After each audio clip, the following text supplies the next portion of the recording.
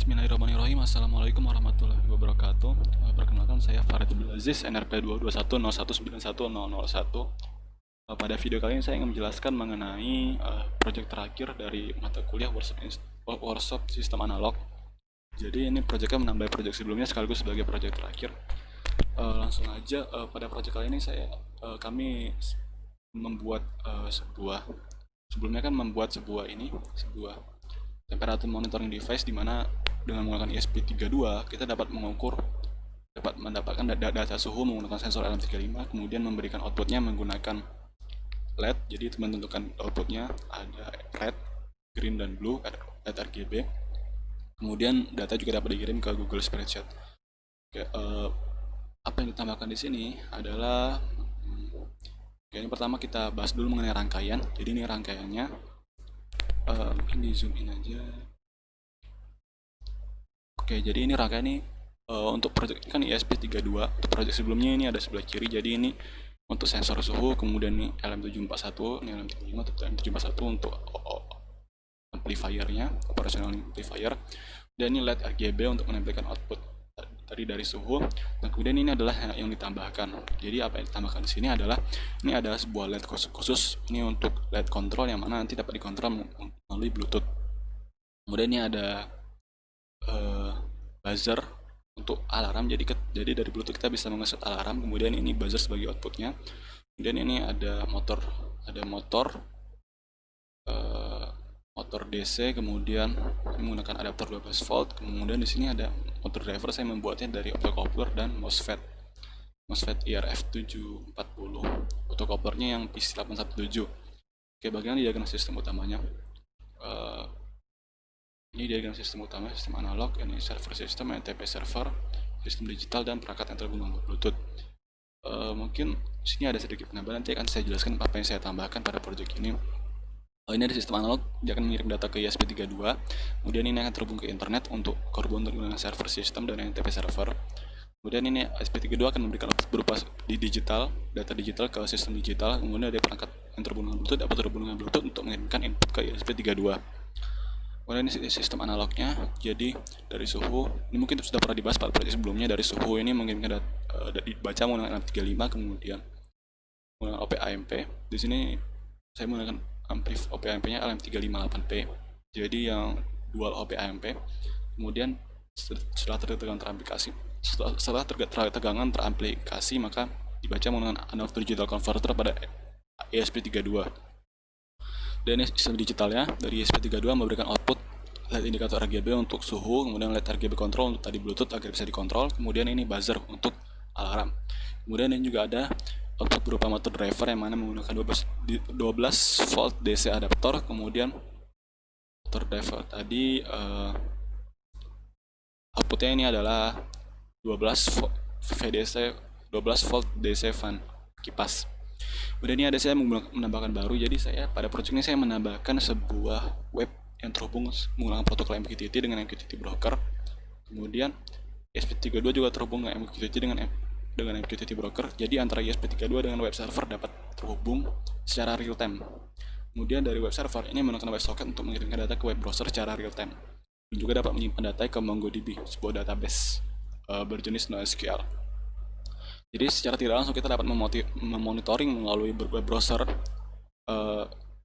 data yang dibaca oleh ESP32. Oke, mungkin itu dahuluannya. Lalu bagaimana implementasinya? Pengimplementasian dari PWM dan juga Bluetooth pada ESP32. Nah, pada proyek sebelumnya kan sudah menggunakan sensor suhu LM35 untuk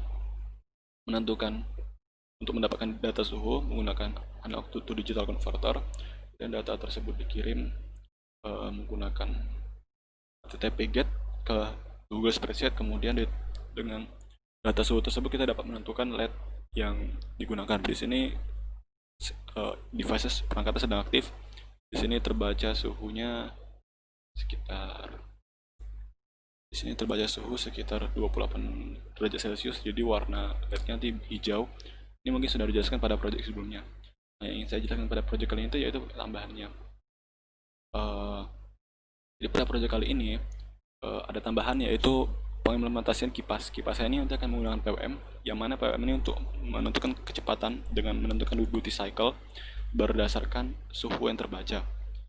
Jadi langsung aja. PWM-nya ini pertama ini adalah inisialis, jadi fungsi untuk menginisialisasi PWM di sini ada didefinisikan di atas. Inisialis. Nah ini di jadi fungsi MCPWM example GPIO inisialis ini untuk menginisialisasi MCPWM-nya. Jadi di sini ada dua buah GPIO yang digunakan, yaitu GPIO MCPWM 0A atau GPIO ini GPIO PWMA out ini GPIO 15, kemudian yang MCPWMB ini GPIO 16. Jadi kedua itu dibuat sebagai digunakan untuk PWM. Nah, kemudian setelah diinisialisasi kemudian ditentukan ini konfigurasi, frekuensi, CPMR A, B, duty cycle untuk yang AB, kemudian counter mode-nya, kemudian duty mode, kemudian sudah diinisialisasi. Kemudian di sini karena kipasnya hanya berputar satu arah, jadi kan tidak ada arah sebaliknya, jadi kita hanya menggunakan MCPWMA, sedangkan MCPWM0B-nya tidak digunakan.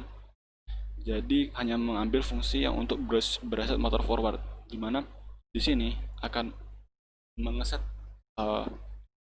memberikan output MCPWM pada MCPWMA atau GPIO 15, kemudian akan mengeset low pada MCPWMB atau GPIO 16. Nah, kipasnya yang saya gunakan ini MCPWMA-nya di set gunakan MCPWM, kemudian MCPWM 16 tidak saya gunakan, jadi saya hanya menggunakan ground saja untuk kipasnya. Nah, kemudian ini fungsi untuk menghentikan MCPWM-nya, jadi browser motor stop, di mana kedua MCPWM A dan B itu dihentikan, dibuat signalnya low. Nah, kemudian di sini untuk pembacaan datanya, nah jadi di sini ada pembacaannya berdasarkan suhu. Jadi kalau suhunya kurang dari 25 derajat maka di stop, kemudian speednya di set 0, ini nanti buat outputnya. Kemudian kalau suhunya di atas 25 tapi di bawah 35, maka speednya itu akan melakukan kalkulasi suhu dikurang 25 derajat dikali 10. Jadi untuk setiap kenaikan 0,1 derajat Celcius akan menaikkan 1% kecepatan duty cycle. Kemudian kalau suhunya di atas 35 maka akan mengeset duty cycle 100% atau kecepatan penuh. Nah, dengan MCPWM ini kita bisa menentukan jadi sistemnya dengan duty cycle, maka bisa menentukan kecepatan kipas yang akan digunakan. Mungkin itu MCPWM. Kemudian untuk Bluetooth, jadi Bluetooth ini digunakan untuk menerima input dari serial Bluetooth. Jadi di sini itu Bluetooth-nya ada dua fungsi. Yang pertama itu fungsi untuk mengatur LED, jadi LED-nya bisa dinyalakan matikan melalui Bluetooth. Yang kedua itu bisa untuk mengeset alarm. Nah, yang penting dari yang Bluetooth ini, dari file Bluetooth ini, yaitu pada event Bluetooth ini ISP data IND IVT. Karena di sini tuh ketika ada data Bluetooth yang dari Bluetooth yang masuk akan diolah di sini. Pertama, data Bluetooth yang dapat nanti akan terdapat pada variabel ini param data in data. Kemudian ini param data in lain ini adalah panjang datanya. Data yang masuk nanti masih berupa buffer. Nah, karena masih berupa buffer, maka di sini ada perulangan untuk mengconvert data buffer tersebut menjadi string agar mudah diolah. Di sini ada memset. Memset ini untuk supaya di reset dulu variabel untuk menampung outputnya. Kemudian di sini kalau ada misal karakter /n atau /r atau karakter enter itu di skip dulu, jadi datanya murni, nggak ada hex tidak ada buffer yang tidak diinginkan. Kemudian ini udah dapat data stringnya, kemudian di sini akan membandingkan data string yang didapat dengan angka 1. Jadi di sini sistem Bluetooth-nya kalau misalkan mau menyalakan LED maka harus menginput 1, kalau mematikan maka menginput 0. Nah, di sini juga jika input 1 maka LED BT atau GPIO 2 ini akan di-set menjadi 1, kemudian LED BT kalau misalnya input 0 maka di-set menjadi 0. Langsung kita coba. Saya di sini menggunakan serial Bluetooth dari Windows, jadi biar mudah. Di sini kita Kalau sudah nyala kita pair dulu sebelumnya. Jadi pairnya bisa melalui fungsi Bluetooth ini, Bluetooth settings. Kemudian cari, mungkin bisa ya, di sini ada auto device, ada ISP SPP acceptor. Kemudian kita koneksikan. Setelah sudah terkoneksi, maka akan ada notifikasi di lognya bahwa sudah terkoneksi ISP SPP SRV Open EVT. Kemudian kita kirim angka 1 send, maka LED-nya akan nyala. Kemudian kita kirim angka 0, maka LED-nya akan mati. Itu yang untuk LED. Kemudian untuk alarm, di sini alarm saya menggunakan regular expression. Jadi ini regular expressionnya. Jadi untuk aturan regular expressionnya dia harus ada 2 angka pertama, kemudian ada titik, kemudian ada 2 angka lagi, 2 digit angka. Jadi asal dia ada 2 digit angka, kemudian titik, kemudian 2 digit angka, maka dia dianggap sebagai alarm. Kemudian di sini ini mengcompile regular expressionnya, disimpan ke variable regex.bt. Kemudian di sini dipakai regular expressionnya dibandingkan dengan dieksekusi untuk hasil convert tadi untuk menampung inputan dari Bluetooth. Kemudian di ini kalau misalkan betul regular expressionnya, maka nilainya ini variable rate akan bernilai 0. Dan jika bernilai 0, maka kita akan memasukkan tadi yang hasil convert itu pindahin ke string alarm time, jadi disimpan di sini. Kemudian variable alarm setted kita buat 1, jadi untuk mengetahui bahwa alarm sudah di set. Nah, kemudian di sini ada fungsi untuk cek alarm. Jadi ini fungsi inputnya ini time now. Time now ini string dari waktu yang didapat sekarang. Ini nanti akan dijelaskan. Di sini pada fungsi cek alarmnya ada mengecek apakah alarm set bernilai 1 atau 0. Kalau misalnya 1, maka akan menjalankan di dalamnya. Nah, kemudian di dalamnya ini ada membandingkan lagi apakah waktu yang sekarang sudah sesuai dengan alarm time yang di set.